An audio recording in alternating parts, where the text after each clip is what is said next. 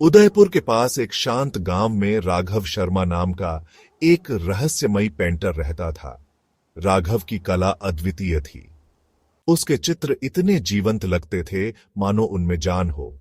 देश भर से अमीर लोग उसे अपने लिए चित्र बनाने के लिए बुलाते थे, लेकिन राघव अपने पुराने पहाड़ी पर बसे हुए हवेली में सादगी से रहता था। राघव की एक अजीब आदत थी, वह केवल रात में ही चित्र बनाता था। गांव वाले उसकी हवेली में जलती हल्की रोशनी और वहां से आने वाली अजीब आवाजों को लेकर बातें करते थे। जो लोग उसकी हवेली में झांकने की हिम्मत करते, उन्होंने दावा किया कि उन्होंने फुसफुसाहट सुनी।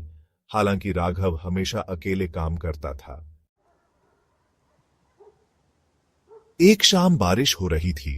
राजेश ठाकुर, जो एक अमीर जमींदार था, राघव के पास एक अनोखा अनुरोध लेकर आया।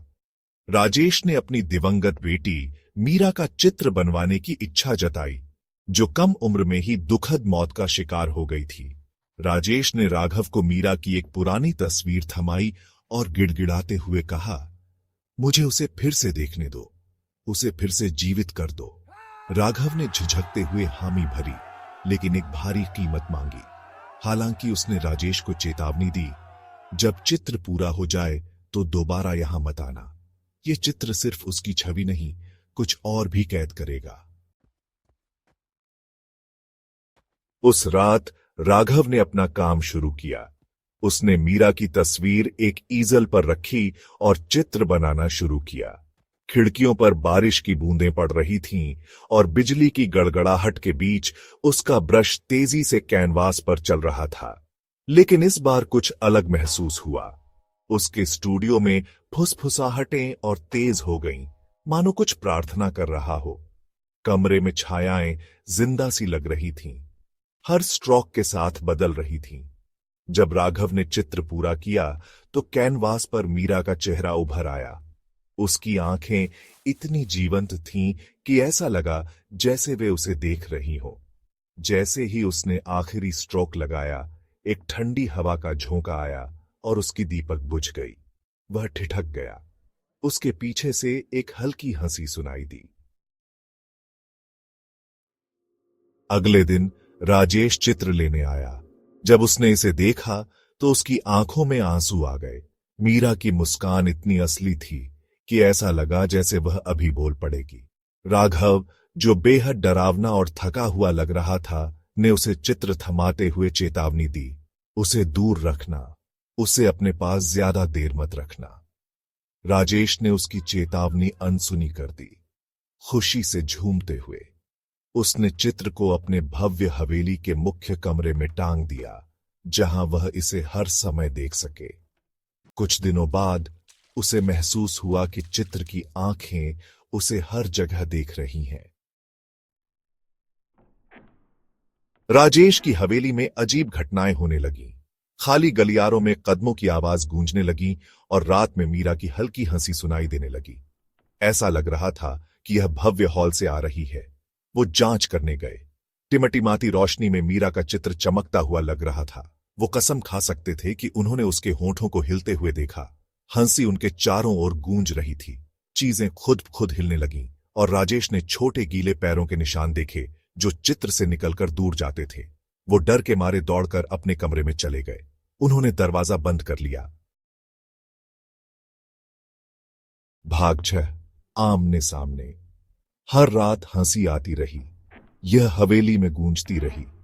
राजेश ने इसे नजरअंदाज करने की कोशिश की, लेकिन यह असहनीय होता जा रहा था। वो भव्य हॉल में गए। वो मीरा के चित्र के सामने खड़े हो गए। उन्होंने एक ठंडी सी मौजूदगी महसूस की। उनकी आंखें उनकी हरकत पर नजर रखे हुए थीं। मीरा, उन्होंने फुसफुसाते हुए कहा।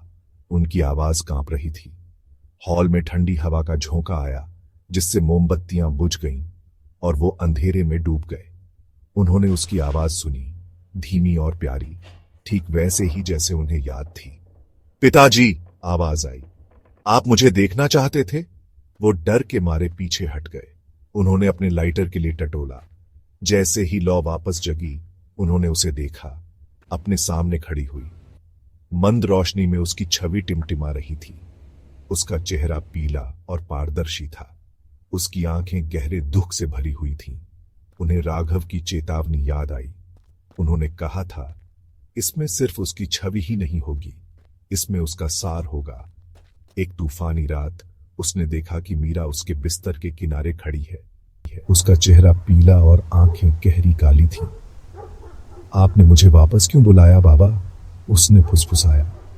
डर से कांपते हुए राजेश भागकर राघव की हवेली पहुंचा, उम्मीद करते हुए कि इस भयावहता को खत्म कर सके। लेकिन जब वह पहुंचा तो कलाकार का स्टूडियो खाली था। ईजल पर मीरा का चित्र रखा था, लेकिन राघव गायब था। वहां एक नोट खून जैसे लाल रंग में लिखा हुआ था, मैंने आपको उसकी शांति भंग न करने की चेतावनी दी थी। भाग 7 गायब। राजेश का दिल दहशत से भर गया। उन्होंने खुद अपने ऊपर यह मुसीबत मोल ली थी और अब वो इसकी कीमत चुका रहे थे। उन्होंने देखा कि मीरा का भूतिया रूप उनकी ओर बढ़ा रहा है। उसकी आंखें उन पर टिकी हुई हैं। मीरा का चित्र गायब था। उन्हें फिर कभी किसी ने नहीं देखा। हवेली खाली पड़ी रही, मुर्दों के साथ छेड़छाड़ करने की मूर्खता का एक मूक गवाह। भाग 8 श्रापित चित्र। गांव वाले शापित चित्र के बारे में फुसफुसाते थे।